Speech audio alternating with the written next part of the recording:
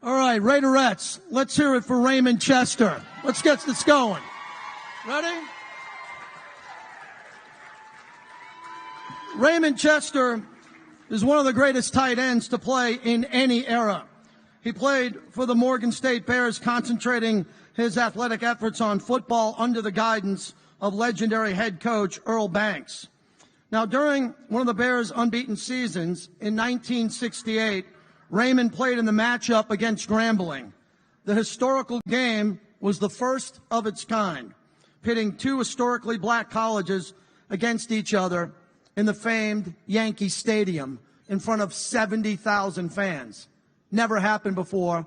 The backdrop was the assassination of Martin Luther King.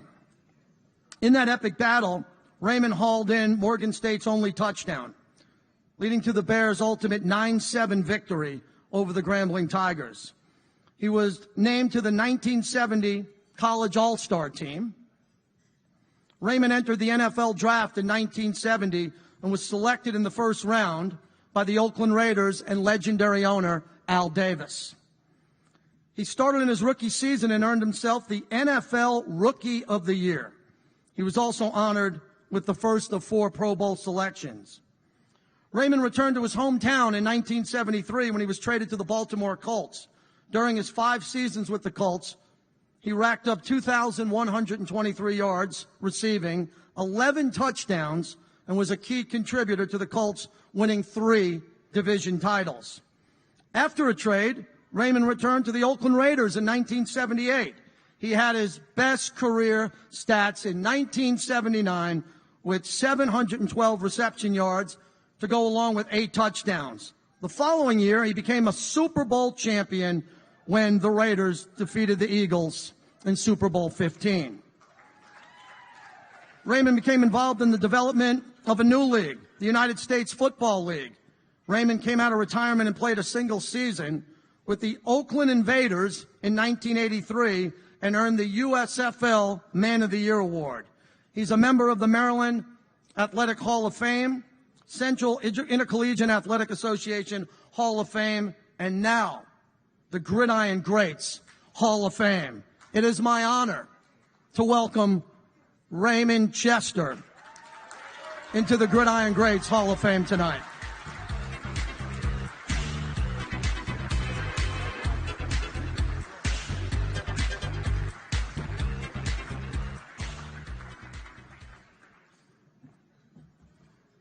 Well, thanks, JT. Thanks to everybody that's here. I feel like I did in 1970, around draft time. I feel like I've been drafted again by a very, very great team. A team with direction, purpose, lots of character, and the players that are assembled with a goal that's very much important to all of us.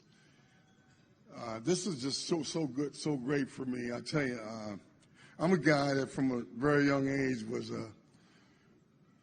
kind of a student of the game of football and sports in general. But I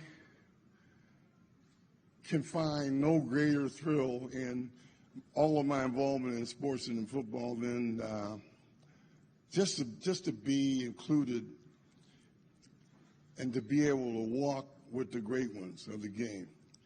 And I'm talking about the guys, you know the guys I'm talking about. I'm talking about the guys who the players know. There's a saying among players. Players know. They know. You know, and to have been accepted and included in that group so that when we all don't have the same honors. Sometimes the sports writers get it wrong. Sometimes the fans get it wrong, but the players don't get it wrong. And I think the players are the ones that can help solve this problem that you guys are addressing, Coach Dickon and the Gridiron Greats. I think it's a super organization. I'm so happy to have been drafted, and that's the way I look at it. I've been called to work. I've been called to play. I've been called off the bench to play. I've been aware of a lot of the problems that go on, and in my own way, I've tried to help. many of my teammates and many guys that were adversaries that I played against, and I'm still willing to do that. But I feel this is a higher calling. I think it is. I think Mike Dick is on a mission, and the folks that are involved in this organization are on a mission.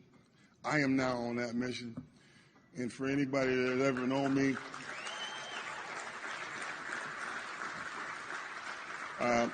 for anybody who's ever known me or played with me on a team or played against me, they know I'm serious about my mission.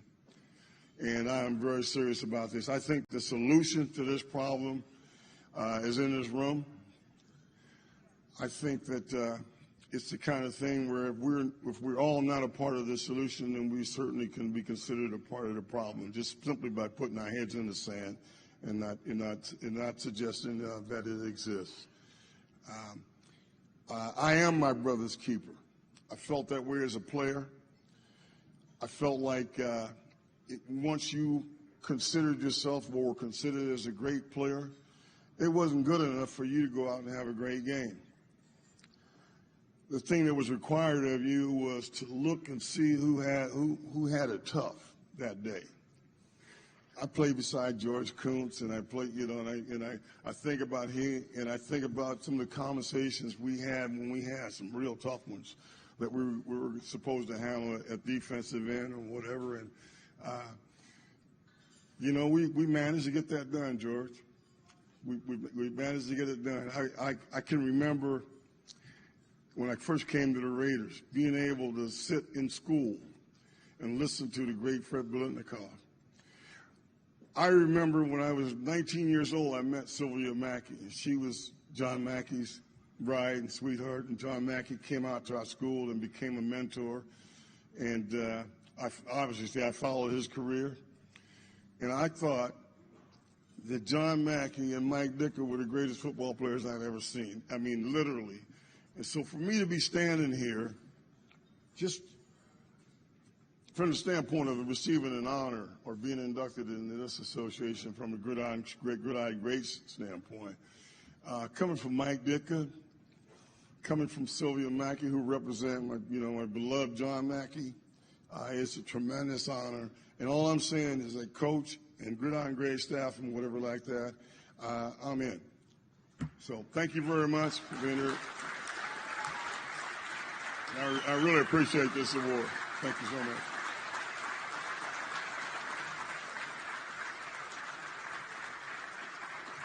Thank you, Raymond. The Gridiron Greats would like to also thank Mike and Danny Utley for their support. Thank you very much. Next is Dick Vermeil. The distinguished career of Dick Vermeil is like no other. From his college ranks to the NFL and back, Dick Vermeil was an impactful coach and remains a master motivator. Dick was hired, as said by Tom, as one of the NFL's first special teams coaches with George Allen's